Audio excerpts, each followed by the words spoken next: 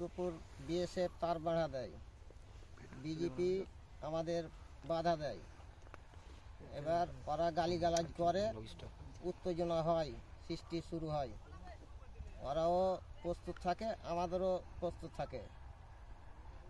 আমরাও আমাদের বিজেপির সাথে আমরাও প্রস্তুত ছিলাম। আচ্ছা, এভাবে আসলে যে আপনার ছবিটা যে ভাইরাল হলো এবং আমরা দেখছি বেশ কয়েকজন উপদেষ্টা বা দেশের অনেক বড় বড় লোকজন আসলে এই ছবিটা শেয়ার দিয়ে দেশপ্রেমের একটা প্রতীক হিসেবে দেখাচ্ছে যে বিজিবির একদম বিএসএফ এর একদম অস্ত্রের নলার সামনে এভাবে আপনি দাঁড়িয়ে থাকার যে এই সাহসী যে কার্যক্রমটা, এটা আসলে ব্যাপক প্রশংসিত হয়েছে। এটা আপনার কেমন লাগছে? সাহসী নিয়ে আমাদের বিজেপি আমারাও সাহস দিয়েছে, আমরাও বিজেপিকে আমাদের বাংলার সাহস দিয়েছি। আমরা হুব করে শক্তিশালী হয়ে থেকেছি ভারতের সাথে লড়াই করার জন্য।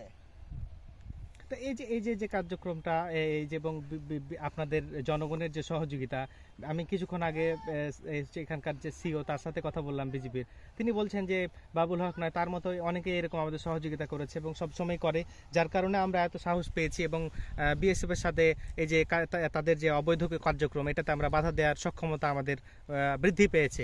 এটাকে আপনারা কিভাবে দেখছেন? বিজেপি যে বাধা দিয়েছে এটা আপনারা কিভাবে দেখছেন? সীমান্তের যেহেতু আপনাদের জমি আছে, ভালো মতন বাধা দিয়েছে, খুব শক্তিশালী হয়েই বাধা দিয়েছে ভারতের বিজেপির সাথে। আপনার নিজের জমিতে দাঁড়িয়েছিলেন ওই সময়, তখন মনে হয়নি যে বিএসএফ এর নলার সামনে অস্ত্রের সামনে এভাবে দাঁড়িয়ে থাকাটা কতটা ঝুঁকিপূর্ণ, কতটা এতটা ঝুঁকি নিয়ে আসলে দাঁড়ার কারণ কি?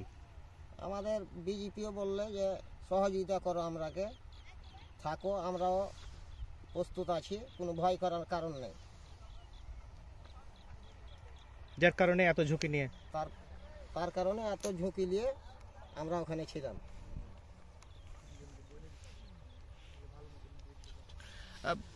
দেশের প্রতি আপনার এই ছবিটা দেশপ্রেমের একটা অংশ হিসেবে দেখানো হচ্ছে, এটাকে আপনি কিভাবে দেখছেন?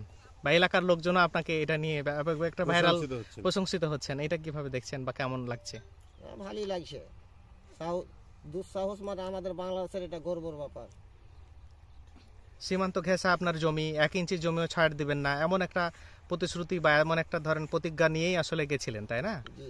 দেশের প্রতি বা দেশের দিতে হয়, তবে দেশ বাঁচার জন্যই জীবনটা দিব, তাদের সাথে লড়াই করব। কাদের সাথে? বিএসএফ এর সাথে। এই যে তার বাড়াটা দিচ্ছিল, এটাতে আসলে আপনাদের কোনো ধরনের নিরাপত্তাহীনতা বা কোনো ধরনের ঝুঁকি বা বাড়তো কিনা? এটা তার বাড়া দিলে আমাদের কঠিন ভয় আছে আমাদের। আমরা কাজ করতে গেলে ওরা ওখান থেকে মানে গুলি করে মেরে টেনে নিবে, দিনই টেনে নিবে গুলি করে মেরে। যার কারণে আপনারা এইভাবে অবস্থান, তার কারণে আমরা ওখান দিয়ে তার কাটার বেড়া আমরা দিতে দেবো না। দিতে যদি ওরা যদি দেয়, সেটা আন্তর্জাতিক হিসাবে যেটা বিল পাস আছে ওই হিসাবে 150 গজ ছেড়ে তাদের কাটা তারের বেড়া দিতে হবে।